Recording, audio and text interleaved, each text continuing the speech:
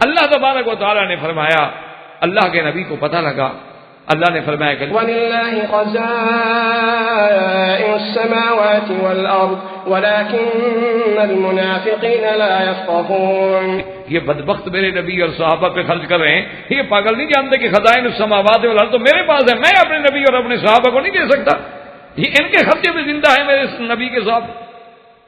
تو یعنی جب عبداللہ ابن ابی نے یعنی کہا کہ ہم عزت والے ہیں اور صحابہ نعوذ باللہ جو ہیں ذلت والے ہیں، اللہ نے فرمایا نا للہ العزت ولرسولہ وللمؤمنین، عزت اللہ کے لیے ہے، اللہ کے رسول کے لیے ہے اور ایمان والوں کے لیے، تمہارے لیے نہیں. اور خدا کی شان دیکھیں کہ یہ بھی پھر صحابی کی قربانی ہے کہ اس کا بیٹا جو ہے وہ پکا مسلمان ہے اور صحابی ہے. اس نے کیا کیا جناب، جب مدینے سے واپس مدینے میں پہنچے وہ اپنے دروازے کے باہر تلوار لے کے کھڑا ہو گیا. عبداللہ ابن ابی جب آیا اس نے دیکھا کہ بیٹا تلوار لے کے کھڑا ہے، اس نے سمجھا کہ شاید باپ کے استقبال کے لیے کھڑا ہے، کبھی باہر سے آ رہے ہیں تو خوشی کر رہا ہے. جب قریب آیا اس نے کہا ٹھہر جاؤ. کیا مطلب؟ انہوں نے کہا ٹھہرو، خبردار اگر آگے قدم بڑھایا. کیا بات کیا ہے؟ اس نے کہا بات کیا ہے؟ تم نے کہا ہے کہ حضور پاک اور ان کے صحابہ جو ہیں وہ ذلیل ہیں اور تم عزت والے ہو. خدا کی قسم ہے کہ میرے ہاتھ میں تلوار ہے، یہ نہ سمجھنا کہ میں بیٹا ہوں تم باپ ہو. اپنی زبان سے کہو کہ میں ذلیل ہوں اور حضور اور صحابہ عزت والے ہیں، ورنہ اس گھر کے جانے سے پہلے گردن اڑا دوں گا تمہاری. ان کو بھی 14ویں صدی کے مولوی نے سکھایا تھا لڑو نہیں، ٹھنڈے غور کیا کریں اللہ کے قرآن پر. یہ نہیں کہ پڑھا اور کان سے ادھر نکل گیا کہ قرآن شریف تو اپنا وہ ہمارا ایک شاگرد تھا اس کو ہم نے بھیجا ایک جگہ تراویح پڑھانے کے لیے. اچھا مجھے پتا نہیں تھا کہ بیچارے کو منزل نہیں آتی، مجھے کیا پتا، ہم تو بس سنتے ہیں بھی حافظ ہے پڑھ رہا ہے تو اب حافظ جو تقسیم بھی فلاں مسجد میں فلاں تراویح پڑھائے گا فلاں میں فلاں، اس کو اپنے وہاں بھیج دیا. تو 2-4 دن کے بعد مجھے ویسے خیال آ گیا، یعنی یہ نہیں کہ مجھے پتہ شتا مجھے کوئی نہیں تھا. میں نے اس سے پوچھا، اس کا نام قادر بخش تھا، مر گیا بیچارہ، اللہ اس قبر پہ رحمت فرمائے. تو اس کے بچپن کی بات ہے، بعد میں تو بیچارہ ٹھیک ہو گیا. تو میں نے بلایا قادر بخش، میں نے کہا کہ بھائی وہ وہاں جاتے ہیں تراویح پڑھانے کا. جی استاد آپ نے فرمایا پڑھا رہے ہیں. میں نے کہا کتنی منزل پڑھ لی ہے؟ انہوں نے کہا جی یہ تو مجھے پتہ نہیں، رہتا میں قرآن کے اندر ہوں، یہ میں نہیں بتا سکتا کہ میں نے پڑھا کتنا ہے. یہ کیا مطلب؟ میں نے کہا یار یہ تو مجھے بات سمجھ نہیں آئی کہ رہتا میں قرآن کے اندر ہوں اور یہ نہیں بتا سکتا. بھی اللہ کے بندے آدھا پارا پڑھتے ہو، پارا پڑھتے ہو، 3 راتیں گزر گئی 3 پارے. اس نے کہا حضرت یہ آپ میں نہیں بتا سکتا نا، پڑھتا میں قرآن رہتا ہوں، یہ نہیں مجھے پتا کہ پہلا پڑھ رہا ہوں، 5واں پڑھ رہا ہوں، 10واں پڑھ رہا ہوں، 26واں پڑھ رہا ہوں، رہتا قرآن میں ہوں. میں قرآن شریف سے باہر نہیں جاتا تاکہ ان کی نماز خراب نہ ہو، لیکن یہ نہیں بتا سکتا. پھر مجھے ان کے استاد سے انہوں نے کہا حضرت اس کو آپ نے کہاں بھیج دیا، اس کو بیچارے کو منزل آتی نہیں دی، کیا پڑھتا ہو؟ تو ٹھیک کہہ رہا ہے غریب، پہلے رکوع میں کچھ پڑھتا ہوگا، دوسرے رکوع میں کچھ پڑھتا ہوگا، تیسری رکعت میں غریب کچھ پڑھتا ہوگا. تو یہ بھی نہ کیا کریں نا کہ آپ بھی قرآن تو پڑھتے رہیں اور بس یہ ہم ہیں تو قرآن کے اندر، لیکن سمجھنے کی ضرورت نہیں ہے. اب دیکھیں کہ عبداللہ ابن ابی کے بیٹے کو کس نے حکم دیا ہے کہ تلوار لے کے کھڑے جاؤ اور باپ کی گردن کاٹ دو. 14ویں صدی کا مولوی تو ابھی پیدا ہی نہیں ہوا تھا. اس نے کہا کہ کچھ عقل کر، اس نے کہا میں نہیں جانتا، باپ ہونے کو نہیں جانتا. آخر اس کے باپ نے زبان سے کہا کہ میں ذلیل ہوں اور حضور کے صحابہ عزت والے. انہوں نے کہا اب جاؤ گا، اب داخل ہو سکتے ہو. تو سب سے پہلی گالی کس نے دی؟ مشرکین مکہ نے، اور دوسری گالی صحابہ کو کس نے دی؟ منافقین مدینہ. اچھا حضور کے صحابہ کو اور حضور کو نکالا کس نے گھر سے؟ مکے سے. اللہ کا قرآن پڑھتے رہتے ہو نا، اذ اخرجہ الذین کفروا. اب نکالنے والے کون ہیں؟ کافر ہیں، اور نکلنے والے کون ہیں؟ مومن ہیں. تو لیکن ایک بات کو یاد رکھیں کہ یہ جو تقابل ہے یہ کفر و اسلام کی وجہ سے ہے. اس میں اس زمانے میں یہ کوئی جھگڑا نہیں تھا کہ یہ اہل سنت ہیں یہ شیعہ ہیں، یہ جھگڑا نہیں تھا. یاد رکھو یہ جو بغض ہے ابو جہل کو یا اس کی جماعت کو بربنائے کفر کے ہے، بربنائے شرک کے ہے، اور صحابہ اسلام پہ ہیں، توحید پہ ہیں، اور یہ مشرک ہے. اور ادھر صحابہ مخلص ہیں، مومن ہیں، پکے حضور کے غلام ہیں، اور عبداللہ ابن ابی اور اس کی جماعت جو ہے منافق ہے، وہ ظاہر میں اسلام اور اندر کفر رکھ کے اسلام کو نقصان دینا چاہتی ہے. اس لیے انہوں نے حضور کے صحابہ کے بارے میں ایسی بات کی، لیکن جب بات ہوئی تو اس کا جواب میرے اللہ نے دیا ہے۔ یہ ایک پہلو۔ اب دوسرا پہلو وہ ہے متاعن صحابہ کا کہ لوگوں نے اپنے آپ کو مسلمان کہہ کے صحابہ پہ طعن کیے ہیں۔ یہ ایک دوسرا پہلو ہے جس کے اوپر ہم آ رہے ہیں، اور وہ طعن کیا کیا ہیں اور کیوں کیے گئے ہیں، اس کی وجہ بھی کہ آخر صحابہ پہ طعن کیوں کیے گئے۔ آج آپ ہیں ماشاءاللہ، آپ مکے میں آئے ہیں کوئی 10 سال سے، کوئی 12 سال سے، کوئی 14 سال سے، کبھی آپ کے دوستوں پہ بحث نہیں کی گئی۔ آپ اپنے ملک میں چھٹی گزارنے جاتے ہیں 45 دن، زیادہ سے زیادہ لوگ پوچھیں گے جی مکہ شریف کا کیا حال ہے، مدینہ شریف کا کیا حال ہے، کبھی انہوں نے آپ سے لسٹ نہیں مانگی کہ آپ کے دوست کتنے ہیں، اچھا کون کون ہیں، ان کے نام کیا ہیں۔ اگر دے بھی دیں آپ تو کبھی انہوں نے ان کو گالیاں بھی نہیں دی ہوں گی، بلکہ یہ کہا ہوگا کہ جی جب آپ جائیں تو اپنے دوستوں کو بھی ہمارا سلام کہہ دیجیے۔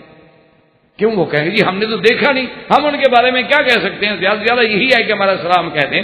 تو آپ کے دوست بھی اچھے ہوں اور مولوی کے دوست بھی اچھے ہوں، دنیا میں ڈی سی، کمشنر، منسٹر، وزیر، پی ایم، سی ایم کے دوست بھی اچھے ہوں، آخر یہ کیا وجہ ہے کہ حضور کے دوستوں پہ بحث کی جائے؟ کیوں؟ اور پھر بحث بھی ان دوستوں پہ کی جائے جن کو فوت ہوئے بھی، کسی کو 14 سال گزر گئے، کسی کو 1200 سال گزر گئے، کسی کو 1000 صدی 10 صدیاں گزر گئیں، یعنی جن کو ہم نے دیکھا نہیں، ان کے دور میں ہم تھے نہیں، وہ ہم سے ملے نہیں، ہمارا ان سے کوئی واسطہ نہیں، لیکن پھر بھی ان کی ذات پہ بحث کی جائے اور ان پہ متاعن کا حملہ کیا جائے۔ اس کی وجہ کیا ہے؟ تو ایک تو وہ تھا کفر و اسلام، وہ پہلو کو ہم نے پڑھ لیا الحمدللہ مختصراً، کیونکہ اگر ہم ان کی تفاصیل میں جائیں تو پھر بہت مشکل ہوگی، لیکن جب تک یہ بنیاد آپ کے دماغ میں نہیں بیٹھے گی آپ نہ خلفاء کی فضیلت سمجھیں گے اور نہ آپ خلافت سمجھیں۔ پہلے تو آپ صحابہ کو تو سمجھے نا، اب صحابہ میں وہ لوگ آئیں گے نا جو خلیفہ بنیں گے۔ اگر ہم نے مسجد کو ہی نہیں سمجھا تو محراب کہاں لگائیں گے؟ محراب تو تب لگائیں گے نا کہ پہلے ہم یہ تو فیصلہ کریں نا کہ یہ مسجد ہے، اس کا یہ طول و عرض ہے، اس میں اتنی صفیں بنیں گی، اب جہت کا فیصلہ کریں، اب پھر ہم کھڑے ہو کے غور کریں کہ جناب یہ پہلی صف جو ہے ایسی۔ اسی لیے آپ نے دیکھا ہے نا کہ بہت ساری خوبصورت ترین مسجدیں آپ نے دیکھی ہوں گی ماشاءاللہ، لیکن چونکہ نقشے بنانے والے باہر کے تھے، وہ ایسا نقشہ بنایا ہے مسدس طریقے کا کہ پہلی صف چھوٹی، دوسری اس سے بڑی، تیسری اس سے بڑی، چوتھی اس سے بڑی، حالانکہ صف تو پہلی بڑی ہونی چاہیے تھی، لیکن ان بیچاروں کو چونکہ مسجد کا اور نماز کا پتہ نہیں، وہ کیا کریں۔ اسی طرح ماشاءاللہ آپ نے دیکھا ہوگا کہ کروڑوں روپے لگ گئے حمامات پہ وضو کے لیے، اللہ پاک جزائے خیر دے قبول فرمائے، لیکن نقشے بنانے والے نے کبھی خود نماز پڑھی ہی نہیں۔ اس بیچارے کو کیا پتا کہ وضو کرنے کے لیے کیسی جگہ ہونی چاہیے، پانی کہاں گرے، اس کے چھینٹے ہمارے بدن پہ آئیں نہ آئیں، ہم کھڑے ہو کے وضو کریں گے، بیٹھ کے وضو کریں گے۔ اس نے تو سوچا سارے پینٹ پہنے ہوئے ہوں گے، بیٹھ سکتے نہیں، وہ تو بندے ہوئے ہوتے ہیں عذاب میں، وہ تو لازماً کھڑے ہیں نا، ان کو تو اللہ تبارک و تعالیٰ کی طرف سے پکڑ ہے، بیٹھ سکتے نہیں بیچارے۔ اور پینٹ زیادہ سخت ہو تو اللہ معاف کرے جیسے پٹی بندھی ہوئی ہو بندے کی ٹانگ پہ، تو اس لیے اس بیچارے نے نقشہ بنا دیا، ایک ٹوٹی لگا دی اور آپ بیٹھے سارا پانی آپ پہ آ جائے گا، خلاص فی امان اللہ، آپ کا وضو تو وضو رہا، پہلے کپڑے بھی پلی۔ حمام میں جائیں گے ماشاءاللہ، آپ بیٹھیں گے اگلے استنجے کے لیے، آپ ٹوٹی کھولیں گے، سب سے پہلے صاحب کے سر کو پانی پہنچے گا، کہ ان کو حلال حرام کا مسئلہ نہیں تو وہ غور کیوں کریں میرے بھائی اس بات پہ؟ جن کے دل میں حلال و حرام کا مسئلہ ہوتا ہے وہ غور کرتے ہیں کہ ایسے وضو ہو کہ پانی بھی نیچے گرے لیکن انسان پہ چھینٹا بھی نہ آئے، تاکہ اس کا بدن بھی محفوظ، کپڑے بھی محفوظ اور وضو بھی سکون سے کرے۔ اور وہ حمام بنائیں گے، لیٹرین بنائیں گے، کرسیاں لگائیں گے، اس انداز میں لگائیں گے کہ کبھی استنجا کرتے ہوئے اسے کسی پلیدی کا سامنا نہ کرنا پڑے، اسے کسی ناپاکی کا سامنا نہ کرنا پڑے۔ یہ نہ ہو کہ ایسے انداز میں بیٹھا ہو کہ نیچے پانی ہے اور اوپر سے گندگی گرے تو وہی پانی اس کے بدن پر آ جائے واپس، اور وہ بھی ماشاءاللہ پھر اچھی اٹھ کے آ جاتا ہے، ٹھیک ہے کیا ہے، وہ بعد میں شاور لے لیں گے نا ایک ہی دفعہ۔ تو بہرحال اس لیے بنیادی باتوں کو سمجھیں تو اللہ تبارک و تعالی ہمیں حضور کی، صحابہ کی، اہل بیت کی، اولیاء کی، علماء کی محبت نصیب فرمائے۔ وآخر دعوانا الحمدللہ رب العالمین۔ برادران اسلام، واجب الاحترام بزرگوں، دوستوں، بھائیوں، عزیز نوجوانوں، سیرت اصحاب رسول صلی اللہ علیہ وسلم کے ضمن میں الحمدللہ ہم بات کر رہے ہیں، اور دروس سابقہ میں بات یہاں تک پہنچی تھی جس سے مصطلحات علماء میں تو کہا جاتا ہے مطائن صحابہ، اور اپنی زبان میں یوں سمجھ لیں کہ صحابہ پر اعتراضات یا طعن۔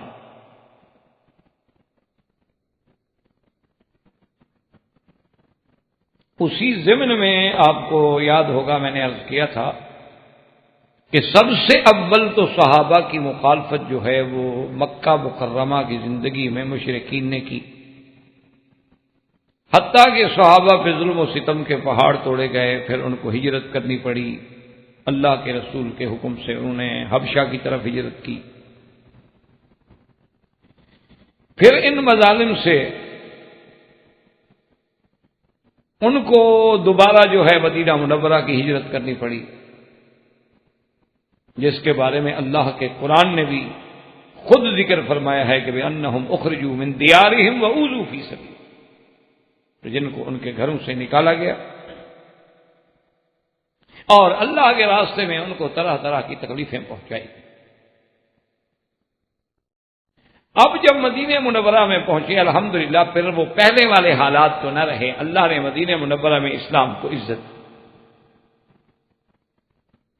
اللہ نے اسلام کو غلبہ دیا،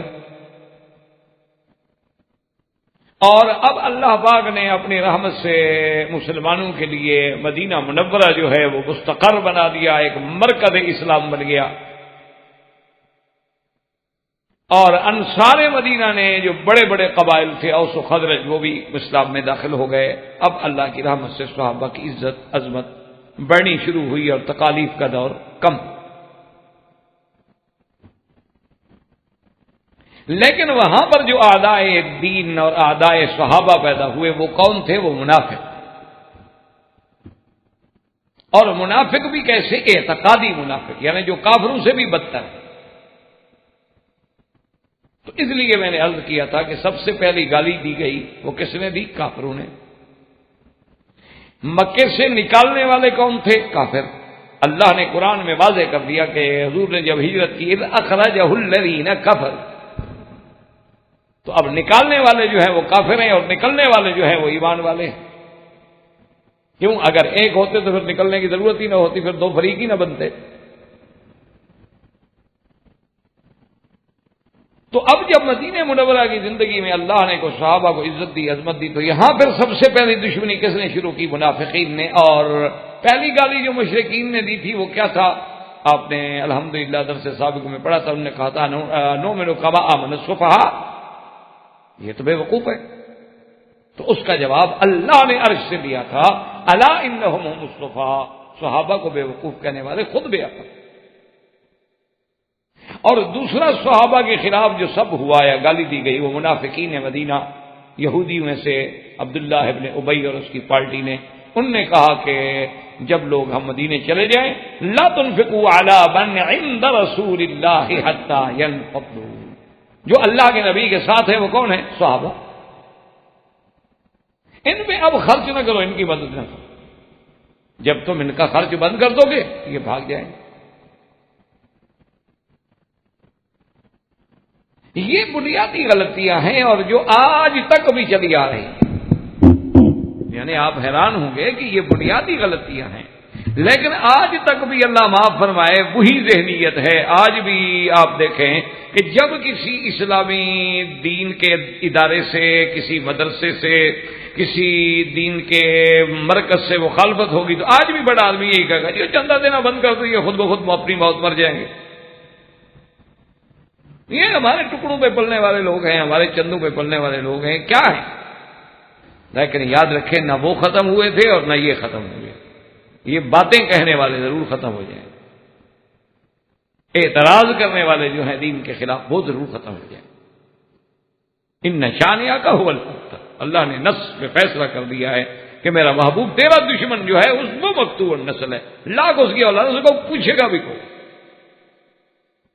اس کی ایک زندہ مثال الحمدللہ آپ پڑھے لکھے حضرات ہیں، دیکھ لیں دنیا میں کتنے بڑے بڑے دولت مند مر گئے ہیں، آج ان کا کوئی نام لینے والا؟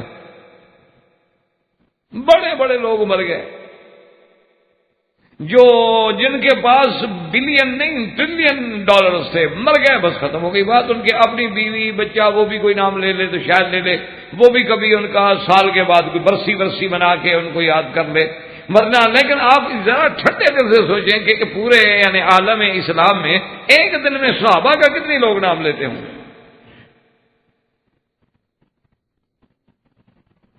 کوئی ہے آج ابو جہل کا نام لے، اگر لے بھی تو کیا کہے گا لعنت اللہ ہے. لیکن بلال کا نام لینے والے کتنا ہے؟ کیا رشتہ داری ہے آپ کی ان سے؟ کیا قرابت ہے؟ وہ حبشے کے رہنے والے 1400 سال پہلے مسلمان ہوئے تھے اور پھر اپنا دور گزار کے فوت بھی ہو گئے. تو لیکن آج بھی ہر آدمی کہے گا حضرت بلال رضی اللہ تعالیٰ عنہ، سیدنا بلال رضی اللہ تعالیٰ عنہ. اور جب بھی صحابی کا نام لے گا کہے گا رضی اللہ تعالیٰ عنہ، رضی اللہ تعالیٰ عنہ. تو آخر وجہ کیا ہے؟ تو سب سے اب دیکھیں کہ دوسری گالی کن نے دی تھی؟ منافقون نے، کہ ان پہ خرچ نہ کرو حتی ينفضوا. اور دوسری گالی کیا دی تھی کہ یقولون لئن رجعنا الى المدینہ لیخرجن العز منها الاذل. انہوں نے کہا کہ جب ہم مدینے واپس جائیں گے ہم غالب لوگ ہیں، طاقت والے، ہم ضعیف کو آج کمزوروں کو نکال دیں. تو اب ان دونوں کا جواب بھی کس نے دیا؟ اللہ. جب انہوں نے کہا کہ ان پہ خرچ نہ کرو، اللہ نے فرمایا للہ خزائن السماوات والارض. یہ بے وقوف کیا کہہ رہے ہیں کہ صحابہ پہ یہ خرچ نہیں کریں گے تو صحابہ حضور کو چھوڑ کے بھاگ جائیں گے. ان کو پتہ نہیں کہ خزائن سماوات والارض جو ہے وہ تو اللہ کے ہیں. اور جب انہوں نے کہا کہ لیخرجن العز منها الاذل، ہم عزت والے، ہم ان کمزوروں کو نکال، اس کا جواب بھی اللہ نے دیا للہ العزت وللمؤمنین. تم کہاں عزت والے؟ عزت اللہ کے لیے ہے، اللہ کے رسول کے لیے ہے اور اصحاب رسول، کیونکہ اس وقت تو مومنین اور کوئی نہیں، چاہے یہ حکم عام ہے قیامت تک انشاءاللہ، لیکن اس وقت تو ایمان والے صرف صحابہ اور کوئی ہے. تو یہ جو صحابہ سے دشمنی تھی یاد رکھ لیں، یہ بھی برابنائے عداوت کے اصل دشمنی اسلام سے تھی اور اس کا ہدف جو ہے وہ صحابہ بنتے تھے.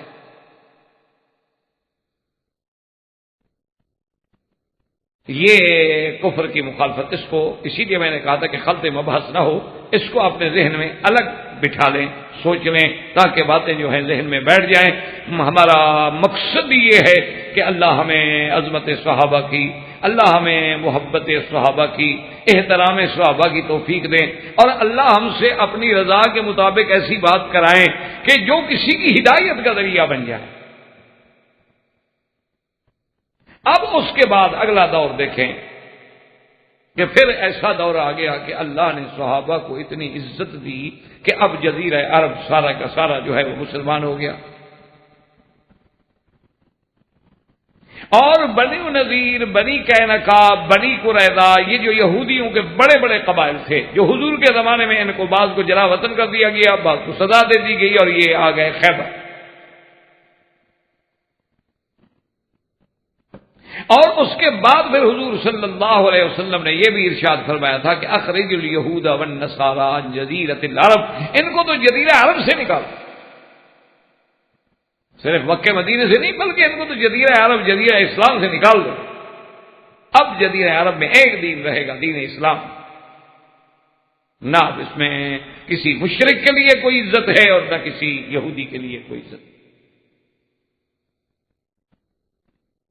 تو سیدنا عمر کے زمانے میں آ کے انشاءاللہ تفاصیل کو ہم سیرت عمر میں پڑھیں گے اللہ کی رحمت سے. ان کے زمانے میں جب اللہ نے انہیں طاقت دی تو انہوں نے ان کو وہاں بدر سے بھی اخلاق کر دیا، اور یہ پھر جو تھے وہاں سے شام کی طرف لوٹ آئے، اور بعض لوگ جو تھے مختلف علاقوں میں تقسیم ہو گئے. اب اسلام کو اللہ نے عزت دی، اور اسلام یدخلون فی دین اللہ افواجا، فوجوں کی فوجیں اسلام میں داخل ہونے کی. اسلام بڑھتا گیا، اسلام کا سورج چڑھتا گیا، صحابہ کی عظمت کا مقام جو تھا وہ بلند سے بلند تر ہوتا گیا، اور اللہ نے صحابہ کو یعنی وہ مقام عطا فرما دیا کہ انسان تو کیا چیز ہوتے ہیں، ہواؤں پہ حکومت کرنے لگے، دریاؤں پہ حکومت کرنے لگے، جنگلی جانوروں پہ حکومت کرنے لگے. اصحاب رسول صحیح روایات میں ہے کہ حضرت سفینہ، ان کا لقب تھا سفینہ، صحابی ہیں میرے مدنی پاک صلی اللہ علیہ وسلم کے رضی اللہ تعالی عنہ وارضاہ۔ تو بعض علماء نے فرمایا کہ ان کو اس لیے کہا جاتا تھا کہ وہ بڑے ماشاءاللہ بہادر اور قوی آدمی تھے اور ساتھیوں کی بڑی مدد کرنے والے تھے، تو جب سفر میں کوئی ساتھی تھک جاتا تو اس کو کہتے بھی تم بھی اپنا سامان مجھے دے دو، تو اس کا سامان بھی آپ اٹھا لیتے، اور کوئی ساتھی تھک جاتا اس کو کہتے تم بھی اپنی گٹھڑی مجھے دے دو۔ تو جب بہت زیادہ ہو گئی تو ایک لکڑی لے لی انہوں نے، ایسا ایک لمبی سی لکڑی لے لی اور اس کو کندھے پہ رکھ لیا، اسی میں سب کی وہ پوٹلیاں جو تھیں، وہ سامان کیا ہوتے تھے صاحب آگے تھوڑی تھوڑی سے سامان، 2 کپڑے بیچاروں، تو انہوں نے وہ لٹکانا شروع کر دیا، تو بھرے ہوئے لدے ہوئے جا رہے ہیں، تو اس لیے کبھی یہ تو کشتی ہے پوری ماشاءاللہ، کشتی کے برابر سامان اٹھا کے جا رہے ہیں۔ تو حضرت سفینہ رضی اللہ تعالی عنہ کا واقعہ مبارکہ ہے، وہ کہتے ہیں کہ ایک دفعہ اتفاق ایسے ہوا کہ ہم اپنے قافلے سے صحابہ کی جماعت سے بچھڑ گئے اور میں ایک کشتی میں سوار تھا۔ اللہ کی شان یہ ہے کہ وہ کشتی بھی طوفان کی نظر ہو گئی، کشتی بھی ٹوٹ گئی، میں نے ایک پھٹے پہ اپنے آپ کو بٹھا لیا اور وہ پھٹا تیرتے تیرتے کنارے لگا۔ بہرحال میں جب کنارے پہ اترا تو آگے جنگل ہے، لیکن اب کوئی حل نہیں۔ میں نے سوچا، غور کیا کہ دیکھو اللہ تبارک و تعالیٰ قادر ہیں، شاید اس جنگل سے نکلنے کا کوئی راستہ مل جائے اور اس کے بعد کوئی آبادی آ جائے۔ وہ کہتے ہیں میں ابھی اسی اثنا میں سوچ رہا ہوں کہ ایک شیر دھاڑتا ہوا جنگل سے نکلا، اور شیر جیسے آپ جانتے ہیں جنگل کا بادشاہ ہے۔ اب میں نے سوچ لیا کہ بھئی اس سے بھاگ کر جان بچانا جو ہے وہ تو بظاہر حالات میں ممکن نہیں ہے، میں کہاں بھاگ جاؤں گا، اور جنگل ہے، جنگل میں کتنی دیر میں بھاگوں گا؟ اچھا اس سے بھاگوں گا، دریا ہے۔ تو مجھے اور تو کوئی چیز سمجھ نہ آئی، میں کھڑا ہو گیا اور جب وہ شیر میرے قریب آیا تو میں نے کہا کہ دیکھو خبردار، سوچ لینا مجھے حملہ کرنے سے پہلے، انا خادم رسول اللہ صلی اللہ علیہ وسلم، میں تو محمد مدنی کا صحابی ہوں اور حضور کا خادم ہوں۔ تو فرماتے ہیں کہ وہ شیر وہیں کھڑا ہو گیا، اس نے گردن جھکا لی اور اس کا بالکل وہ جو روب اور دبدبا اور وحشت تھی وہ ختم ہو گئی، اور کبھی ادھر میرے ساتھ گزرے کبھی ادھر جائے، مجھے سمجھ نہ آئے۔ آخر میں نے اندازہ لگایا کہ یہ اپنے حرکات سے مجھے یہ کہتا ہے کہ میرے ساتھ چلو، اور میں چل پڑوں، اور میں کھڑے ہو جاؤں وہ کھڑا ہو جائے، میں پھر چل پڑوں وہ آگے چل پڑے، اور جہاں جا کر چلتے گئے جنگل میں، اور جنگل سے کبھی کبھی کوئی اور جانور نکلے تو وہ پھر جناب اپنی آواز دے، ان کو ڈرائے وہ بھاگ جائے، اور اسی طرح وہ لے کر چلتے چلتے چلتے چلتے مختلف راستوں سے مجھے گزارتے گزارتے گزارتے آخر اس میدان میں مجھے لے آیا جہاں آگے مجھے صحابہ کی جماعت کے کیمپ پر دھواں نظر آ گیا، اور جب عین صحابہ کے لشکر کے قریب پہنچا تو وہی کھڑا ہو گیا اور 2-3 دفعہ آوازیں نکالی جو مجھے دبانے حال سے کہہ رہی تھی کہ تم نبی کے صحابی ہو تو ہم تمہارے غلام ہیں، میں تو تمہاری حفاظت کے لیے آیا تھا، تمہیں کھانے کے لیے تھوڑا آیا تھا، اور مجھے وہاں چھوڑ کے چلا گیا۔ یعنی اب ایک جنگل کا جانور کو آپ کہیں گے جی میں فلاں ہوں، کبھی آپ بھی تجربہ نہ کرنا، کہیں ایسا نہ ہو آپ بھی کہنے کھڑے ہو جائیں گے جی میں ڈاکٹر ہوں، مکہ شریف میں اتنا عرصہ کام کرتا رہا ہوں اور شیر ڈر جائے گا۔ آپ سے نہیں ڈرتا، وہ صحابہ کا مقام تھا۔ ہاں کبھی ایسا ہوتا ہے نا جی کوئی تجربہ کرنا شروع کر دے، اسے بھی خیال آ جائے بھی ہم بھی اتنا عرصہ مکے میں رہے ہیں، ہم جو مکے میں رہے ہیں نا، دعا کرو کہ کہیں ہمارا یہ رہنا ہمارے لیے وبال نہ بن جائے، بس ایک دعا کیا کرو۔ مکے میں رہنا آسان نہیں، قرب سلطان آتش سوزا بود، بادشاہوں کے قریب رہنا تو ایسے ہے جیسے بندہ اپنے آپ کو آگ میں ڈال لے۔ یہ دعا کیا کرو کہ کہیں اللہ کا یہ حرم ہمارے اوپر گواہی نہ دے قیامت والے دن کہ میرے اندر رہ کر بھی انہوں نے اپنے آپ کو تبدیل نہیں کیا، کہ اگر ہم باہر بھی جھوٹ بولتے تھے اور اللہ کے حرم میں رہتے ہوئے بھی جھوٹ بولتے ہیں، اگر باہر بھی ہم کلین شیو تھے اور کعبۃ اللہ کو بھی چہرہ لگانے کے باوجود الحمدللہ ہمیں احساس نہیں ہوا، ویسے ہم ماشاءاللہ حجر اسود کے بوسے پہ بڑا لڑتے ہیں، اور باہر بھی ہم جھوٹ بولتے تھے اور یہاں بھی رہتے ہوئے اگر ہم جھوٹ بولتے ہیں، باہر بھی ماشاءاللہ ہم غیر لڑکیوں سے گپ شپ کر لیتے تھے اور یہاں حرم میں مکے میں رہتے ہوئے بھی ہم کر لیتے ہیں، باہر بھی ہم غیر کی لڑکیوں کو فلرٹ کرتے تھے اور یہاں رہتے ہوئے بھی ہم کرتے ہیں، باہر رہتے ہوئے بھی ہم جناب فلم دیکھتے تھے، اور یہاں ماشاءاللہ بڑے محفوظ طریقے سے اپنے گھر میں بیوی بچوں کو ساتھ بٹھا کے انجوائے کرتے ہیں، تو اس رہنے کا کیا فائدہ ہے جی؟ مجھے فرمائیں۔ ٹھنڈے دل سے بالکل آرام سے اگر کوئی چلے نا، مکے کا کوئی نقصان نہیں ہوگا، نقصان پھر بھی ہمارا ہوگا، دینی بھی اور ہر لحاظ۔ تو تھوڑا سا جو ہے نا جی آدمی، وہ بزرگوں نے لکھا ہے کہ اتنا لحاظ تو جو ہوتے ہیں نا جی اپنا فلموں میں کام کرنے والے یا سرکسوں میں کام کرنے والے یا تھیٹروں میں کام کرنے والے، وہ بھی کم از کم تھوڑے سے حالات کو دیکھ کے شکل بدل لیتے ہیں کہ یہاں مسجد آ رہی ہے تو وہ بھی داڑھی لگا لیں گے یا فردی لگا لیں، اور ہم اللہ کے کعبے میں آ کے مدینہ منورہ میں آ کے ذرا بھی تبدیلی اپنے اندر نہ لے آئیں۔ تو آخر اس پہ بڑا بیٹھ کے کبھی ٹھنڈے دل سے غور کیا کرو کہ میں جب مکہ شریف میں آیا تھا تو میری کیا پوزیشن تھی، اور اتنے عرصے رہنے کے بعد میرا کیا حال ہے۔ وہ تو کیفیت نہیں جیسے بزرگوں نے کہا تھا کہ خرے عیسیٰ اگر مکہ رود ہنوز خر باشد، کہ عیسیٰ علیہ السلام کے گدھے کو جو مکے لے جاؤ کو بندہ تو نہیں بن جائے گا، اس کو 20 سال مکے میں رکھو ہی رہے گا، اس میں کیا تبدیلی ہے۔ اور اگر یہاں ایک گھڑی بھی تمہیں صحیح عقیدے اور ایمان کے ساتھ اور اللہ کے ڈر کے ساتھ اور اللہ کے دین میں وقت لگانے کی نصیب ہو جائے تو پھر سمجھو میں کب آگے، پھر اس ایک گھڑی کی ساری زندگی ہماری قیمت نہیں بن سکتی۔ اگر یہاں اللہ کا دین کے کام میں اور آپ خدمت خلق ہے، وہ بھی دین ہے۔ آپ نے ذرا بھی یہاں اللہ کی رضا کے لیے اللہ کے بندوں کی خدمت کر دی۔ ساری دنیا میں اللہ کے بندے رہتے ہیں، لیکن مکے والے اہل اللہ ہیں، یہ اللہ کے گھر میں رہتے ہیں۔ جو کسی کے گھر میں رہتا ہے وہ اسی کا اہل ہوتا ہے، اس اہل میں اچھے بھی ہوتے ہیں برے بھی۔ یہ تو ضروری نہیں ہوتا کہ ہمارے سارے بچے جو ہیں ٹھیک ہوں، ہمارے سارے گھر والے ٹھیک ہوں، لیکن ہیں یہ اہل اللہ۔ تو اس لیے میرے عزیز بہرحال آپ یہ تجربہ کبھی نہ کرنا۔ میں نے اس لیے اتنی لمبی چوڑی تمہید بات ہے کہ کہیں فکر آ جائے تمہیں بھی اتنا عرصہ جو رہے ہم بھی اپنی کوئی پیری فقیری دکھا لیں، تو یہ ہماری پیری فقیریاں کام نہیں آئیں گی، وہ تو مقام صحابہ تھا رضوان اللہ علیہم اجمعین۔ اب ہمارا تو حال یہ ہے کہ جتنے پرانے ہو جاؤ نا، واپس اپنے ملک میں جاؤ، لوگوں نے ملنا ہی چھوڑ دیا ہے۔ پہلے حج والے کو گھر کو ملتا ہے، اسلام کر لیتے ہیں، جو 10-12 سال رہ جائے ہر سال آئے تنگ آ جاتے ہیں، تو کہتے ہیں اب یہ تو پکا ہو گیا پاپی، اب اس کو کیا ملنا ہے یار۔ بڑا بے وقوف ہوگا جو تیسرے چوتھے دفعہ حج والے کو ملنے کے لیے آ جائے۔ آپ تجربہ کریں، آپ پہلی دفعہ جب آئے تھے، جب گئے تھے، کتنے لوگ ملنے آئے تھے، اب ذرا اوسط نکال لیں، ہر سال کی ایک ڈاٹا بنا لیں اور ہر سال کی پرسنٹیج نکالتے جائیں گے، پہلے ہمیں کتنے لوگ ملتے تھے، اور میں جب آیا تھا میں کتنے طواف کرتا تھا ہفتے میں، اب میرا کیا حال ہے، ماشاءاللہ بگڑ رہا ہوں یا بن رہا ہوں۔ ذرا تھوڑا سا حاسبو قبل ان تحاسبو، اللہ کے حساب کرنے سے پہلے ذرا اپنا حساب کر دیا،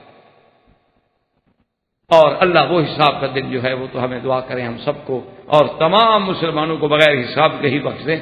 جہنم بھرنے کے لیے اس کے پاس اور بھی تو بڑی مخلوقات ہیں نا، ہم اس کے عاجز بندے ہیں، ہمیں تو معاف ہی کر دیں۔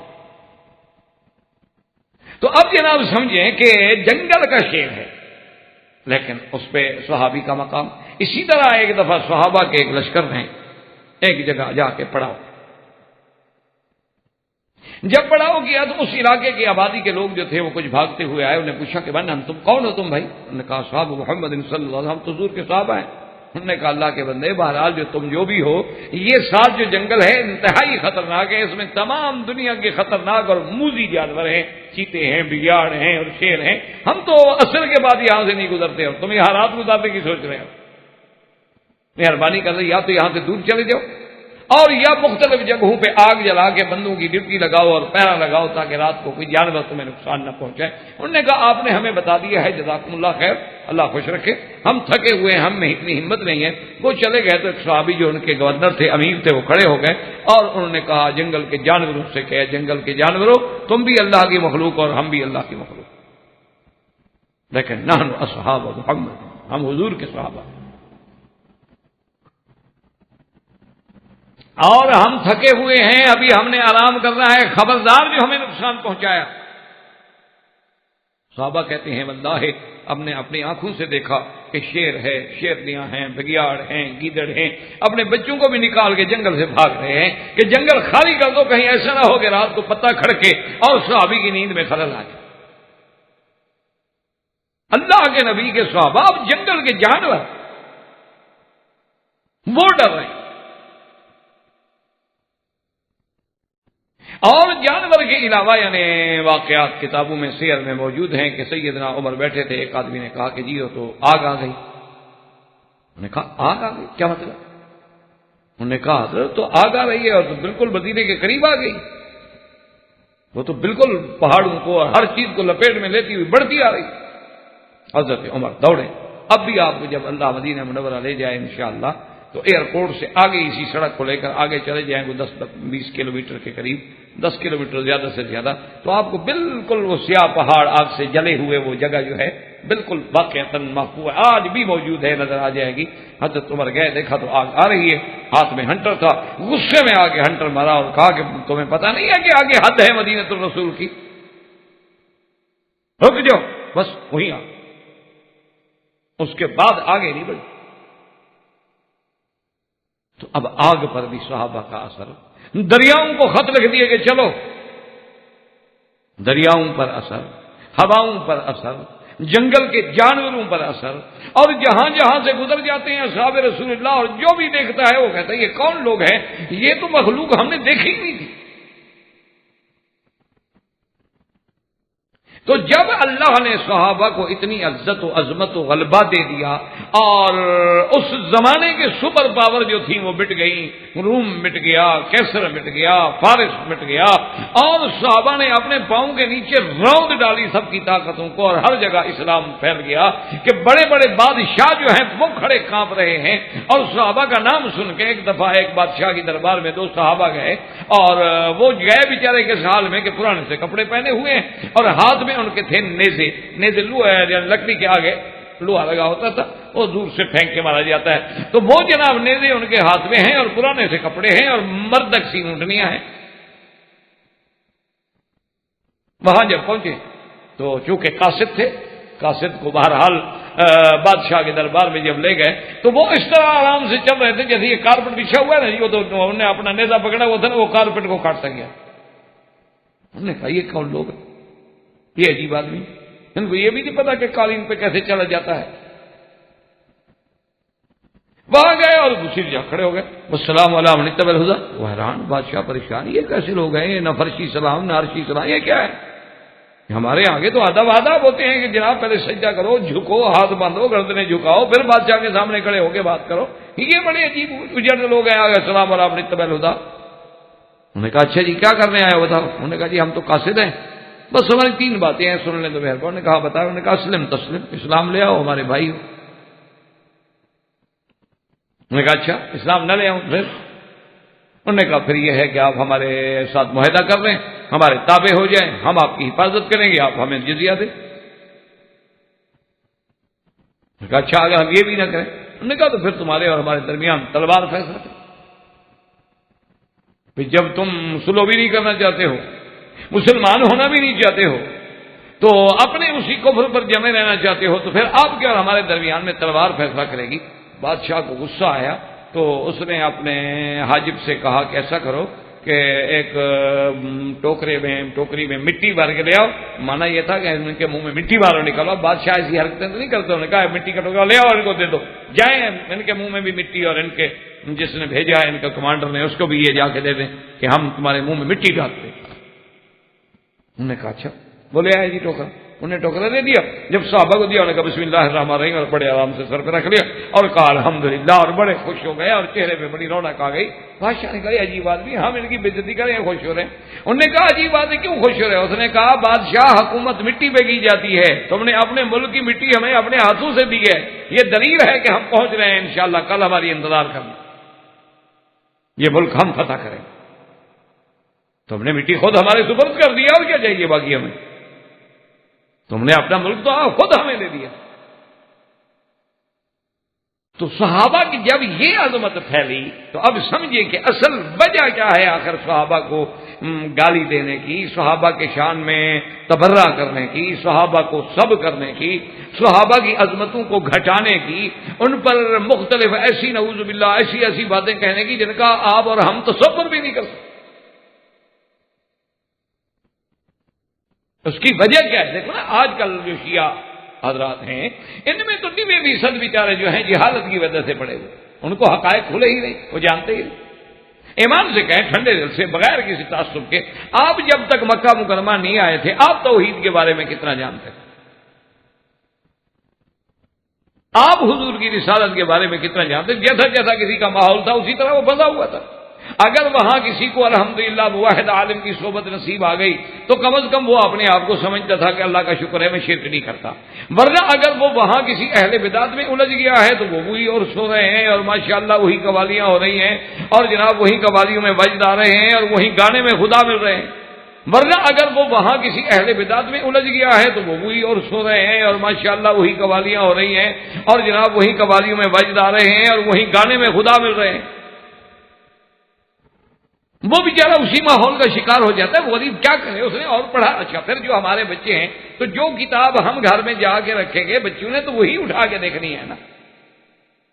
اگر ہم نے وہاں بخاری شریف رکھی تو بچے بخاری شریف پڑھیں گے، مسلم پڑھیں گے، مشکات پڑھیں گے، ترمذی پڑھیں گے۔ اگر ہم نے وہاں شیکسپیئر کی کتابیں رکھی یا ہم نے وہاں جناب کو غزلیات کو حفوات کوئی گندی قسم کی باتیں ہو تو وہی اٹھا کے پڑھیں گے، کوئی ناول کوئی ڈائجسٹ، تو آخر بچوں نے تو یہی دیکھنا ہے کہ ڈیڈی جو یہ پڑھتا ہے تو آخر اس میں کچھ ہوگا۔ اور پھر جھوٹ میں بڑی لذت ہوتی ہے، سچ کڑوا ہوتا ہے، جھوٹ پڑھو تو لذت سر رات پڑھتے رہیں گے آپ، اور قرآن شریف پڑھو تو انشاءاللہ 5 منٹ کے بعد نیند آ جائے گی۔ اخبار پڑھنی ہو تو ماشاءاللہ اس کی سرخیاں تو سرخیاں، وہ جو فلم کے اشتہارات ہوتے ہیں وہ بھی پڑھ کے سوتے ہیں کہ کوئی رہ نہ جائے، مس نہ ہو جائے، تاکہ ہماری معلومات تازہ رہیں نا کہ آج کل نئے نئے اداکار کون ہیں، اداکارائیں کون ہیں، ان کے احوال کیا ہیں، ان کا پس منظر کیا ہے، باخبر آدمی ہوتا ہے نا جی، اس کو پتا ہوتا ہے۔ باقی ان سے کسی بڑے سے بڑے سنی سے پوچھ لو کہ ابی ہریرہ کا نام کیا تھا، ابھی بتا لو تو چلو بھئی 1000 ریال انعام۔ مولوی نہ بتائے، جو پہلے مولوی ہو، سوال ہی پیدا نہیں ہوتا۔ سنی کا معنی یہ ہوتا ہے کہ سن ہو جائے، جس کا بدن سن ہو جائے، یعنی اس کو اگر ٹیکا مارو تو درد نہ ہو۔ سنی ہم اہل سنت سے تو رہے نہیں نا، پہلے سنی مانا تھا اہل سنت والجماعت، حضور کی سنت پہ چلنے والا، صحابہ کی جماعت کا دامن پکڑنے والا۔ اب سنی ہے سن سے یا سن سے، اور سن یہی ہوتا ہے یا سن سیٹ ہو جاتا ہے تو بات ختم ہو گئی، یعنی سوال پیدا نہیں ہوتا۔ ماشاءاللہ آپ نے بڑے مال کے حضرت ابی ہریرہ کا کوئی نام سوال، ابی سلمہ کا نام بتا دو، ابھی چلو میں سنی مان لوں گا۔ ابی سلمہ یہ تو کنیت ہوئی نا، نام کیا ہے؟ سوال ہی پیدا۔ بڑا پکا جو دین کا آدمی ہے نا، حضور صلی اللہ علیہ وسلم کا مجھے نسب نامہ اگر عدنان تک پڑھ دینا، چلو میری طرف سے 1000 ریال انعام۔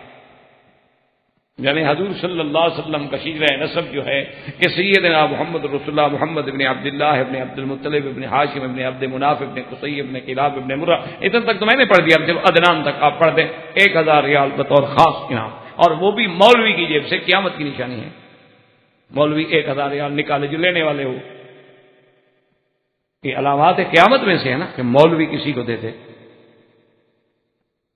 بہرحال میرے کہنے کا مقصد یہ ہے میرے عزیز کہ ماحول ہے۔ اب جن لوگوں نے بیچارے حضرات ان اہل روافض کے گھر میں پیدا ہوئے، اثنا عشری کے گھر میں پیدا ہوئے، یا شش امامی کے گھر میں پیدا ہوئے، یا آغا خانیوں کے گھر میں پیدا ہوئے، یا اس کے بعد اسماعیلیوں کے گھر میں پیدا ہوئے، یا کسانیوں کے گھر میں پیدا ہوئے، یا غلات جو ہے تیجانیوں کے گھر میں پیدا ہوئے، ان کو کیا پتا ہے؟ وہ جو انہوں نے سنا جو پڑھا اسی ماحول میں رنگے ہوئے ہیں، وہ تو غریب اندھیرے میں۔ اور ہم نے مقابلے کر لیے ہیں، جب مقابل ہو جاؤ، تقابل آ جائے تو پھر تو مخالف بات سننے کے لیے تیار ہی نہیں ہوتا۔ تو اب سوچیں سمجھیں کہ وجہ یہ تھی کہ جب ورنہ صحابہ کی دشمنی کا کیا معنی میرے بھائی، 1400 سال گزر گئے، 1200 سال گزر گئے، صحابہ فوت ہو گئے، وہ اپنے اپنے مقام پہ دفن ہو گئے رضی اللہ عنہم ورضوا عنہ، اور ہم اب بھی ان کو ستا رہے ہیں، گالیاں دے رہے ہیں، تبرہ کر رہے ہیں، سب کر رہے ہیں، اور ہر سال باقاعدہ جلوس نکال کے گالیاں دیتے ہیں۔ وجہ کوئی سوچو، اس پہ غور کریں، وجہ کیا ہے؟ باقاعدہ جلوس نکال کے، جلسے کر کے، مجلسیں پڑھ کے، اور جو آدمی نعوذ باللہ جتنا زیادہ تبرہ کرنے والا ہوگا وہ ان کے نزدیک زیادہ قابل قبول ہوگا اور زیادہ انعام و اکرام کا مستحق ہوگا۔ ایسی کوئی آپ نے دنیا میں سنا ہے کہ کسی کو گالیاں دو اور گالیاں دینے والے کو اچھا سمجھا جائے؟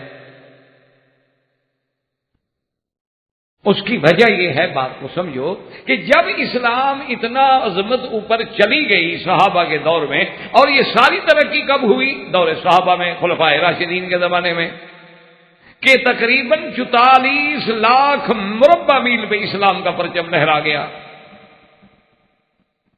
اور جہاں جہاں صحابہ گزرتے گئے وہاں وہاں اسلام داخل ہوتا گیا۔ یعنی تاریخ اٹھا کے دیکھیں، 7 صحابہ کا ملتا ہے کہ وہ چائنا میں گئے ہیں اس دور میں، 7 صحابہ گئے، آج بھی وہاں کروڑوں مسلمان، لاکھوں مسلمان موجود ہیں۔ یہ پورے عالم میں جو دین پھیلا ہے نا، ٹھنڈے دل سے سوچیں، ہم نے تو نہیں پھیلایا نا میرے بھائی، ہمیں تو الحمدللہ دین اسلام، اللہ کا قرآن، اللہ کے دین کے بارے میں معلومات بڑے منظم طریقے سے، محفوظ طریقے سے گھروں میں مل گیا بغیر کسی محنت کے۔ ہم تو پیدا ہوئے قرآن موجود، ہم تو پیدا ہوئے تو ہمارے کانوں میں ماشاءاللہ آذان آ گئی، اللہ اکبر اللہ اکبر۔ ہم تو ماشاءاللہ تھوڑا سا بولنا سیکھے، ذرا سا بولنا سیکھے تو ہمیں جناب بسم اللہ، اللہ کا نام ہمیں آ گیا، اور ہم ذرا سیکھے تو لا الہ الا اللہ محمد رسول اللہ آ گیا۔ لیکن مجھے یہ بتائیں کہ پورے عالم میں، پوری دنیا میں اللہ کے قرآن کو، اللہ کے دین کو، سرکار دو عالم صلی اللہ علیہ وسلم کے فرامین کو پہنچانے والے کون تھے؟ اصحاب رسول اللہ۔ تو وہ یہودی جن کو حضور نے نکالا تھا مدینہ منورہ سے خیبر، اور صحابہ نے نکالا خیبر سے، پھر ان کو جزیرہ عرب سے نکالا، ان کو باہر کیا، انہوں نے فیصلہ کر لیا کہ اب صحابہ سے یا مسلمانوں سے ٹکر لینا جو ہے وہ تو مشکل،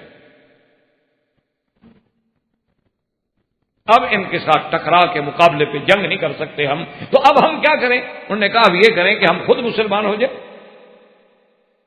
مسلمان بن کے ان کے اندر داخل ہونے کے بعد فتنے پیدا،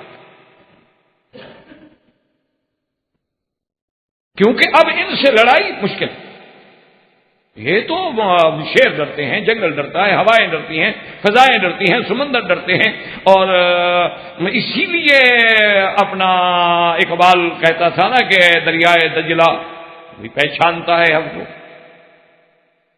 بر تو بر ہیں، بحر میں بھی دوڑا دیے گھوڑے ہم نے۔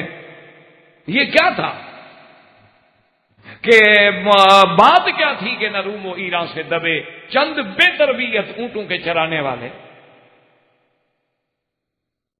اس زمانے میں روم امپائر اور جناب یہ فارس، ان کی تو تہذیب تھی نا، پھر تہذیب مصر آئی، یہ سب سے پہلے مہذب جو ہیں یہ سمجھے جاتے تھے، ان کی تہذیبوں کا دنیا میں ریکارڈ ہے۔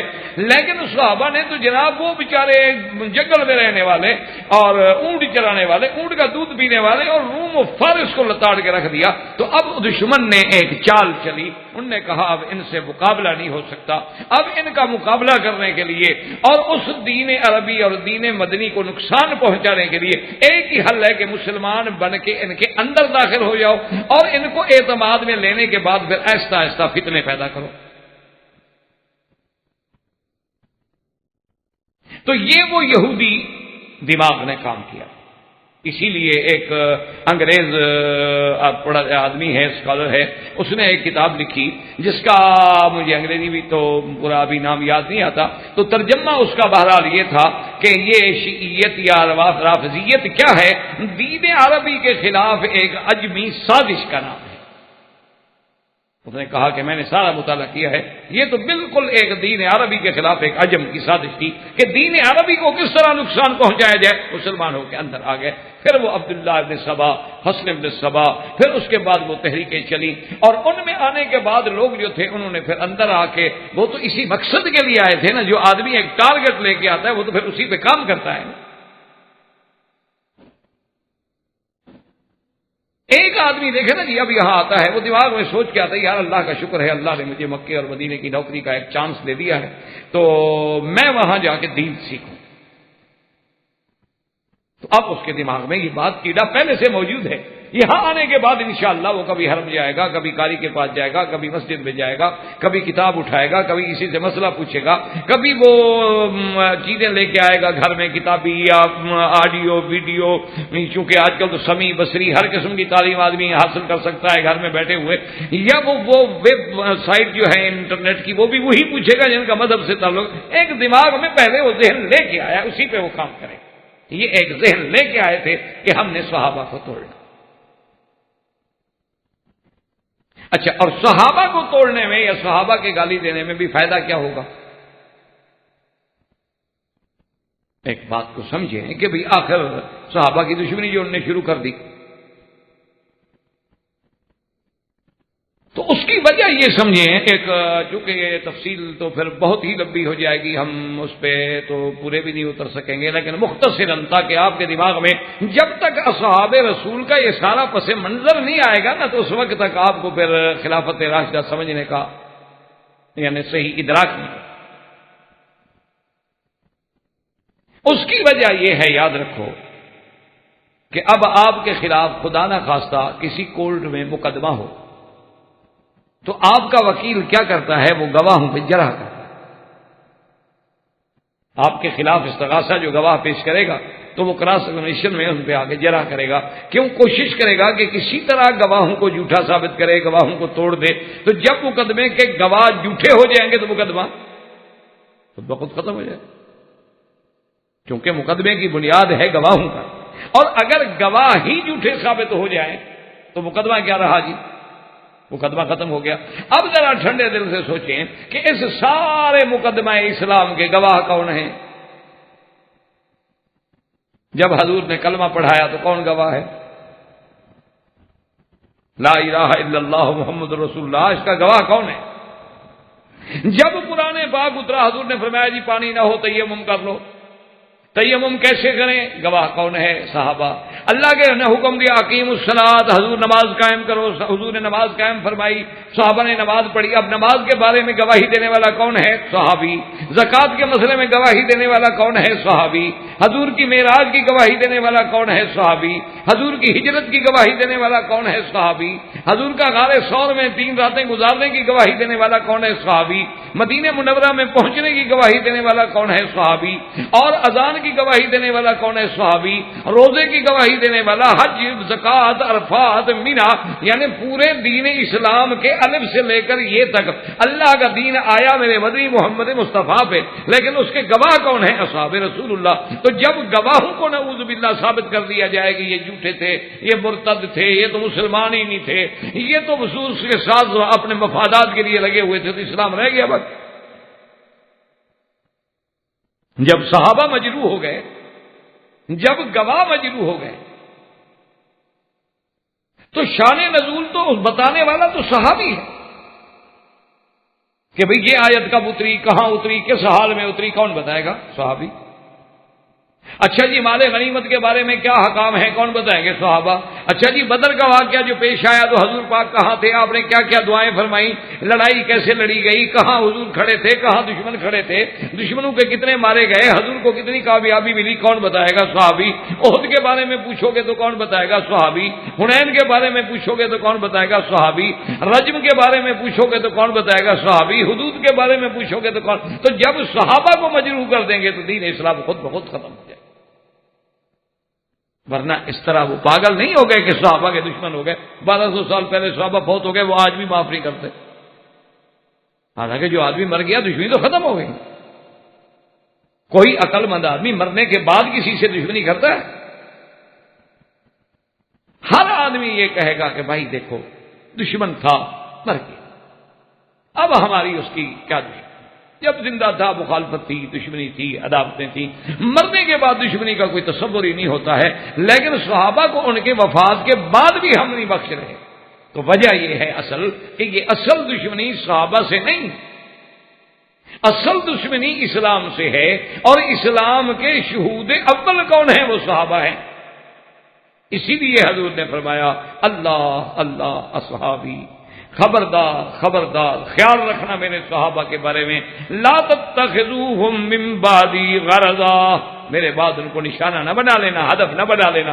فمن احبهم فبحبی احبهم، جو ان سے محبت کرتا ہے وہ دراصل میری محبت کی وجہ سے کرتا ہے۔ کیوں؟ اصحاب محمد، اصل محبت حضور سے ہے، کیونکہ وہ حضور کے صحابہ ہیں، حضور کے غلام ہیں۔ اور فرمایا من ابغضهم فببغضی ابغضهم، اور جو صحابہ سے بغض رکھتا ہے وہ صحابہ سے نہیں، وہ دراصل میرے ساتھ بغض رکھتا ہے، وہ میرے دین کو ختم کرنا چاہتا ہے، کیونکہ دین کے گواہ جو ہیں وہ صحابہ۔ تو اس لیے پھر ان لوگوں نے کیا کیا، یہ مسلمان بننے کے بعد انہوں نے یہ کیا کہ مثال کے طور پہ میں سمجھاؤں کہ کچھ لوگ سیدنا علی کے ساتھ مل گئے، کچھ لوگ جو تھے وہ سیدنا معاویہ کے ساتھ مل گئے، کچھ لوگ جو تھے وہ سیدہ عائشہ رضی اللہ تعالی عنہا کے زیادہ غلام بن گئے، کچھ لوگ جو تھے وہ سیدنا عبداللہ ابن زبیر کے زیادہ قریب آ گئے، اور اسی طرح کچھ لوگ جو تھے وہ حضرت صدیق کے زیادہ غلام بن گئے، خاندان صدیق کے نیاز مند بن گئے۔ اور پھر اندر بیٹھ کے انہوں نے ایسا آہستہ آہستہ ذہن بنایا، تیار کیا، اور اللہ کے قرآن میں یا فرمان رسول میں کہیں بھی انہیں موقع ملا تو اب ان کو باقاعدہ انہوں نے متائن میں شمار کرنا شروع کیا کہ جی ٹھیک ہے صحابہ کی بڑی بات ہے، لیکن دیکھیں نا قرآن پاک میں ان کے بارے میں یہ بھی تو آیا ہے نا کہ سب سے پہلا تان جو صحابہ کو دیا گیا، انہوں نے کہا جی دیکھو اللہ کا قرآن ہے نا، اللہ خود قرآن میں فرما رہا ہے کہ وہ جنگ احد میں بھاگ گئے، اور قرآن ہے۔ انہوں نے کہا جناب اب دیکھیں کہ حضور صلی اللہ علیہ وسلم کو چھوڑ کے بھاگ جانا، بس خود ہی اندازہ کر لیں۔ کہا دیکھیں جی آپ تو اپنے پیر کو بھی نہیں چھوڑتے، اپنے مرشد کو بھی نہیں چھوڑتے، اپنے شیخ کو بھی نہیں چھوڑتے، اپنے استاد کو بھی نہیں چھوڑتے، اور جس ڈاکٹر پہ آپ کا عقیدہ آ جائے کہ اسی سے علاج کروانا ہے اس ڈاکٹر کو نہیں چھوڑتے، یہ نبی کو چھوڑ کے بھاگ گئے۔ کتنا بڑا الزام ہے۔ اب آدمی کے دل میں تھوڑا خدشہ شروع ہو گیا، اچھا صحابہ احد میں بھاگ گئے؟ کہا جی قرآن میں لکھا ہو، چوتھا پارہ کھول قرآن شریف میں لکھا ہو۔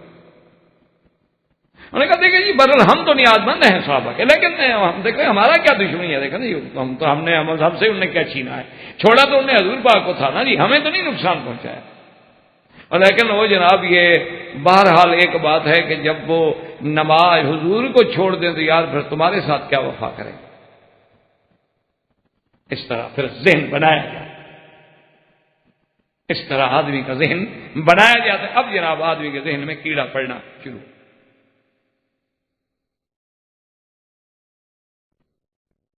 اب اصل حقیقت کیا ہے یہ یاد رکھیں کہ اللہ کے قرآن میں ہے واقعی صحابہ کے پاؤں اکھڑ گئے، واقعی صلی اللہ علیہ وسلم حضور صلی اللہ علیہ وسلم پہ ایک وقت آیا احد میں، لیکن بات کو سمجھو اب تاکہ اللہ کے دین کو سمجھنے کی کوشش کریں تو پھر ہی اب آ رہا۔ تو پہلی بات تو یہ سمجھیں کہ ایک ہے جنگ سے پہلے بھاگنا، یاد رکھو مسئلے کو سمجھو، ایک ہے جنگ کے بعد بھاگنا، ان دونوں میں آسمان و زمین کا فرق،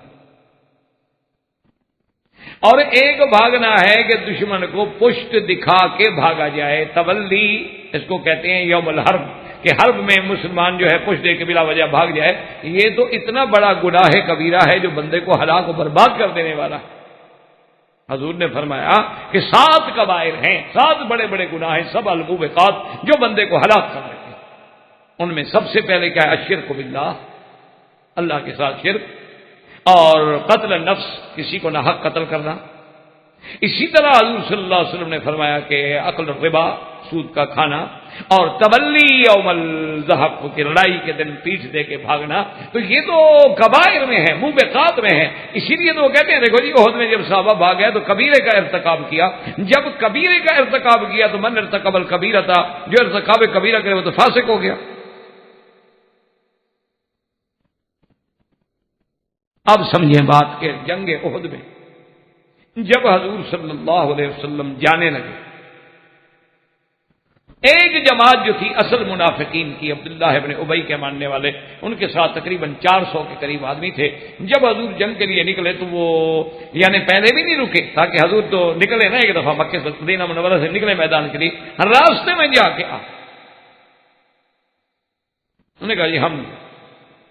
صحابہ نے سمجھایا ابھی عقل کرو, کیوں بھاگ رہے ہو؟ انہوں نے کہا جی لو نعلم قتال لاتبعناکم, کوئی لڑائی ہوتی تو ہم بھی لڑتے, یہ کون سی لڑائی کی بات ہے, آپ تو بلا وجہ موت کے منہ میں جا رہے ہیں. جب ہم مدینے میں بیٹھے ہوئے ہیں, مدینے کے اندر رہیں, مکے والے آئیں گے محاصرہ کر لیں گے, کیا ہوا؟ ہم تو شاعر ہیں, ہمارے پاس ضرورت کی ہر چیز موجود ہے. وہ تو مکے سے آ کے محاصرہ کریں گے, کتنے دن محاصرہ کریں گے؟ 1 مہینہ, 2 مہینے, 3 مہینے, 4 مہینے, آخر بھاگ جائیں گے ناکام ہو کے. تو ہم لڑیں کیوں؟ یہ تو مرنے والی بات ہے کہ وہ تو تیار ہو کے آئے ہیں اور ہم جناب جائیں اور ناتے. تو انہوں نے کہا اب اللہ کے بندو چلو لڑنا نہیں, کھڑے تو رہو ہمارے ساتھ,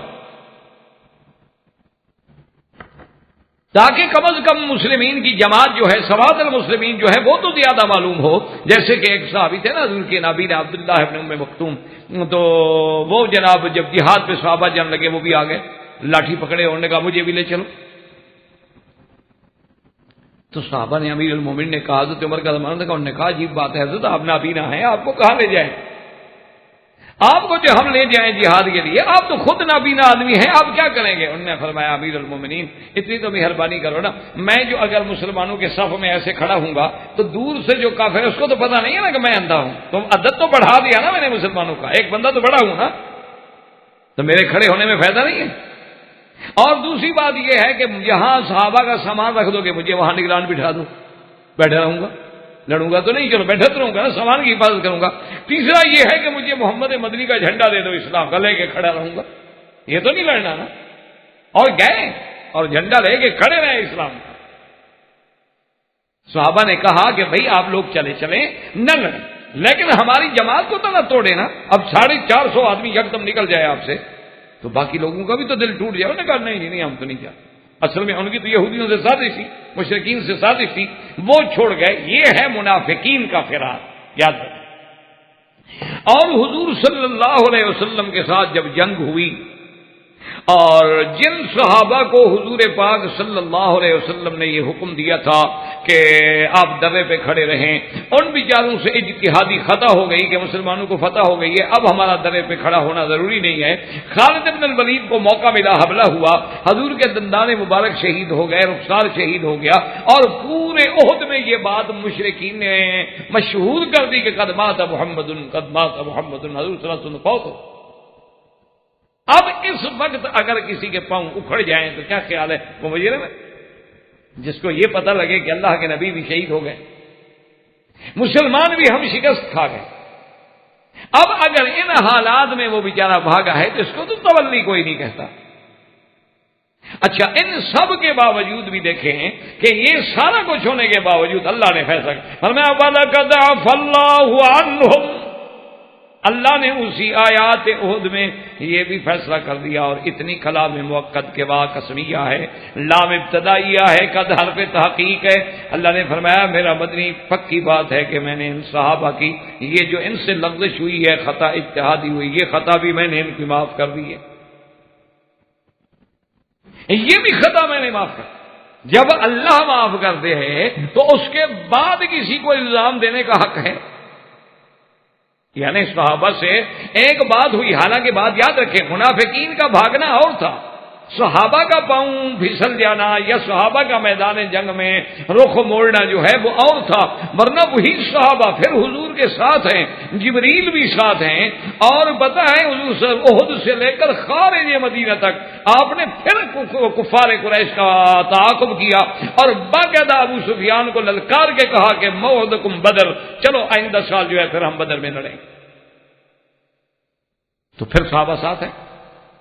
اسی لیے حضرت عبداللہ ابن عمر کہتے ہیں ایک دفعہ ایک سریہ میں حضور نے ہمیں بھیجا تو وہاں جا کر حالات ایسے پیدا ہو گئے کہ ہم جو ہے جنگ میں بالکل مقابلہ دشمن کا نہ کر سکے. تو واپس آئے تو جب مدینے میں آئے تو لوگوں نے کہا کہ کیسے جائے حضور کے پاس. نے کہا جانا تو ہے, حضور کو بتانا ہے.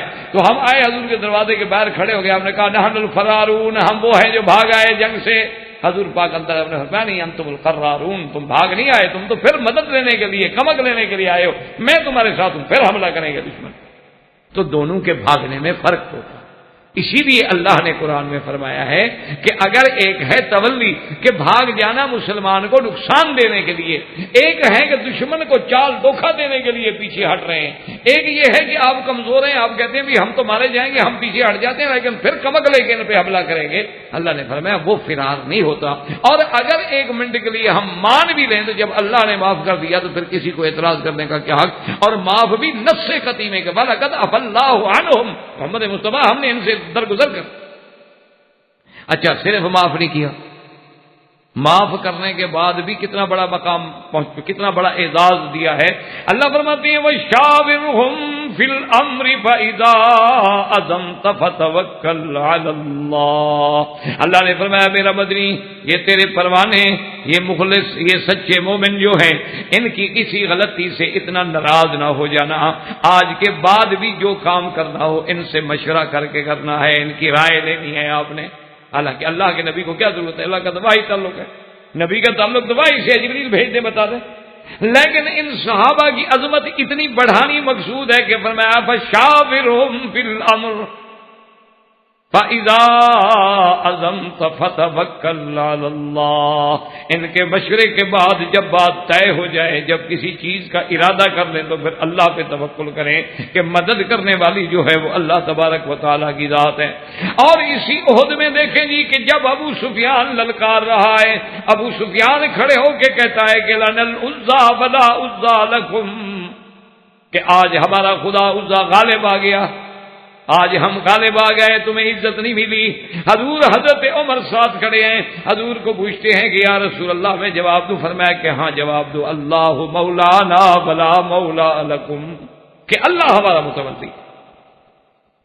اس نے کہا اعلو حبل، آج ہمارا حبل خدا کا ہے بلند ہو گیا۔ حضور نے فرمایا عمر جواب دو، اللہ عز وجل، سب سے بڑی شان اللہ تبارک و تعالیٰ کی ہے۔ تو اب حضرت عمر تو ساتھ کھڑے، وہ تو نہیں بھاگے، لیکن تم تو حضرت عمر کو بھی معاف نہیں کرتے، وہ تو کھڑے کھڑے جواب دیں۔ تو معلوم یہ ہوا کہ اصل ان کے بھاگنے کی غلطی نہیں، اصل یہ ہے کہ ہم نے کوئی نہ کوئی بات ڈھونڈ کے اصحاب رسول پہ الزام لگانا ہے تاکہ کسی طرح دلوں کے اندر صحابہ کے خلاف نفرت کا بیج بو سکیں۔ ورنہ آپ دیکھیں کہ اللہ تبارک و تعالیٰ نے کون سا لفظ ہے جو مدح صحابہ میں قرآن میں نہیں فرمایا؟ کہیں فرمایا اولئک هم المؤمنون حقا، اور کہیں فرمایا اولئک هم الصادقون، کہیں فرمایا میرا مدنی یہ پکے مومن، کہیں فرمایا یہ سچے اندر باہر سے سچے ہیں، اور کہیں اللہ تبارک و تعالی نے خود فرمایا کہ میرے محبوب اولئک الذین امتحن اللہ قلوبہم للتقوی، میرا مدنی ہم نے ان کے دلوں کو مانج کے دیکھ لیا ہے، یہ پکے متقی ہیں۔ اور کہیں اللہ تبارک و تعالی فرماتی ہے یہ تو میرے مدنی کی کھیتی ہے، اس کھیتی کو بڑھتا دیکھ کے صرف کافروں کو تکلیف ہوتی ہے، لیغیظ بہم الکفار۔ اللہ تبارک و تعالی کہیں فرماتی ہے کہ میرا مدنی یہ تیرے صحابہ جو ہیں والذین آمنوا وہاجروا وجاہدوا فی سبیل اللہ، جو ایمان لے آئے، جنہوں نے ہجرت کی، جنہوں نے جہاد کیا، والذین آووا ونصروا، اور جنہوں نے پھر ان کو پناہ دی اور ان کی مدد کی، اولئک هم المؤمنون حقا لهم مغفرۃ ورزق کریم، یہ پکے مومن ہیں، ان کے لیے بخشش ہے، ان کے لیے جنت ہے۔ اور فرمایا والذین آمنوا من بعد وہاجروا وجاہدوا معکم فاولئک منکم، اور میرا مدنی وہ لوگ جنہوں نے جہاد تو کیا لیکن بعد میں ہجرت تو کی لیکن بعد میں آپ کے ساتھ اس وقت نہ کر سکے، اللہ نے فرمایا میرا مدنی وہ بھی تم میں سے ہیں، وہ بھی تم میں سے ہیں، وہ بھی تمہارے صحابہ ہیں۔ اور کسی جگہ خدا کہتا ہے وَاعْلَمُوا أَنَّ فِيكُمْ رَسُولَ اللَّهِ لَوْ يُطِيعُكُمْ فِي كَثِيرٍ مِّنَ الْأَمْرِ لَعَنِتُّمْ وَلَكِنَّ اللَّهَ حَبَّبَ إِلَيْكُمُ الْإِيمَانَ وَزَيَّنَهُ فِي قُلُوبِكُمْ وَكَرَّهَ إِلَيْكُمُ الْكُفْرَ وَالْفُسُوقَ وَالْعِصْيَانَ أُولَئِكَ هُمُ الرَّاشِدُونَ۔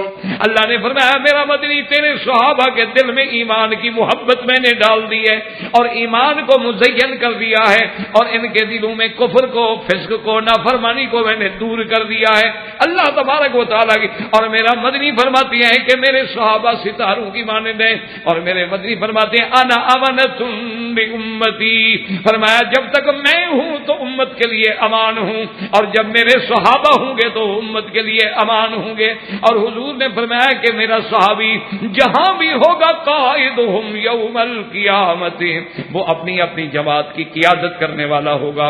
اور حضرت حسین فرماتے ہیں اساس الاسلام، اساس الاسلام حب اصحاب رسول اللہ و اہل بیتی۔ حضرت حسین نے فرمایا کہ اسلام کی بنیاد کیا ہے؟ صحابہ کی محبت اور اہل بیت کی محبت۔ اگر صحابہ کی محبت نہیں تو اساس اسلام ہی ختم ہو گئی۔ اتنی شان کے بعد یہ ساری آیتیں چھوڑ کے کہنا جی صحابہ بھاگ گئے تھے، یہ کوئی بات ہے؟ تو یہ سب سے پہلا تان ہے جو ان لوگوں نے کیا کہ جنگ احد میں فرار ہو گئے۔ تو آپ نے الحمدللہ پڑھ لیا کہ ان کا نہ تو فرار ہے، اور اگر ان سے کوئی اجتہادی خطا بھی ہے تو اللہ نے معاف فرمانے کا نص قطعی میں اسی وقت وحی بھیج دی کہ ہم نے معاف کر دیا۔ تو جب اللہ معاف کر دے، اللہ کا نبی معاف کر دیں اور صحابہ کو پھر وہی مقام ملے لیکن ہم معاف نہ کریں تو اللہ ہمیں ہدایت عطا فرمائے۔ وما علینا الا البلاغ وآخر دعوانا ان الحمدللہ رب العالمین۔ اما بعد، برادران اسلام، واجب الاحترام بزرگوں، دوستوں، بھائیوں، عزیز نوجوانوں، الحمدللہ کہ ہمارے دروس جو ہیں وہ عظمت اصحاب رسول صلی اللہ علیہ وسلم کے بارے میں اللہ کی توفیق سے جاری ہیں، اور انشاءاللہ اصل مقصود تو خلفائے راشدین کی سیرت، عظمت، منقبت اور رفعت شان ہے، لیکن اصولی بات ہے کہ جب بنیاد آدمی پہ واضح نہ ہو تو پھر دوسرے مسائل کا سمجھنا مشکل ہو جاتا۔ تو اب ہم اس درس میں، سابقہ درس میں اس مقام پہ پہنچے تھے کہ اصحاب رسول جو ہے دراصل وہ ساری کائنات میں انبیاء کے بعد سب سے افضل جو ہیں وہ اصحاب محمد مصطفیٰ صلی اللہ علیہ وسلم، کیونکہ حضور کی امت جو ہے وہ ساری امتوں سے افضل ہے۔ کنتم خیر امت اخرجت للناس، اور جب حضور کی امت خیر امت ہے تو اس امت کے سب سے پہلے خیر کون ہے؟ خیر القرون قرنی ثم الذین یلونہم ثم الذین یلونہم۔ حضور نے فرمایا پھر سب سے بہتر خیر کا جو زمانہ ہے سراپا وہ میرا دور اور میرے صحابہ کا دور ہے۔ ثم الذین یلونہم او کما قال النبی صلی اللہ علیہ وسلم۔ ایک بات یہ ذہن میں رکھ لیں، اسی طرح اصحاب رسول کی فضیلت میں جس طرح اللہ نے تمام انبیاء کو اپنے اپنے زمانے میں چن لیا، اسی طرح اللہ نے میرے آقا محمد مصطفیٰ صلی اللہ علیہ وسلم کو بھی چن لیا، اور وہ چننا بھی اتنا یعنی عظیم ہے کہ فرمایا کہ ولد اسماعیل میں سے کنانا کو، پھر کنانا میں سے قریش کو، پھر قریش میں سے بنو ہاشم کو، پھر بنو ہاشم میں سے محمد الرسول اللہ صلی اللہ علیہ وسلم۔ یعنی کتنی کٹھالیاں گزری، کتنی یعنی چھلنیوں میں چھانا گیا کہ ساری کائنات میں سے تو ولد اسماعیل کو انتخاب کیا گیا، ولد اسماعیل میں سے کنانا کا انتخاب ہوا، پھر کنانا میں سے قریش کا انتخاب ہوا، قریش میں سے بنو ہاشم کا انتخاب ہوا، اور بنو ہاشم میں سے عبداللہ کے گھرانے کا انتخاب ہوا، اور محمد رسول اللہ صلی اللہ علیہ وسلم کی ذات پاک جو ہے پیدا کی گئی۔ اس لیے حضور فرماتے ان اللہ اصطفانی، مجھے اللہ نے چن لیا۔ اور جب چننے والا خدا ہو تو اس کی چنائی میں کوئی نقص ہو سکتا ہے؟